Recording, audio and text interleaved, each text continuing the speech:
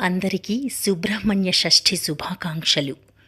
తెలుగునాట సుబ్బరాయ షష్ఠి కుమారస్వామి పరంగా జరుపుకునే పండుగ. లోక కళ్యాణం కోసం జన్మించిన కుమారస్వామికి దేవసేనతో కళ్యాణం జరిగిన తిథి సుబ్బరాయ షష్ఠి. అందుకే ఈ పర్వం కళ్యాణకారకం. ఈ పండుగ నాడు సుబ్రహ్మణ్యుని అర్చిస్తే చక్కని సంతానం కలుగుతుందంటారు. నమస్తే నమస్తే మహాశక్తి పాణి, నమస్తే నమస్తే లసద్వజ్ర పాణి, నమస్తే నమస్తే కఠిన్యస్త పాణి, నమస్తే నమస్తే సదాభీష్ట పాణి.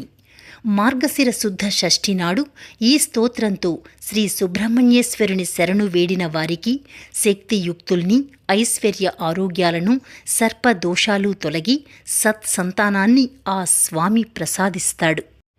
ఓం శరవణ భవాయ నమః.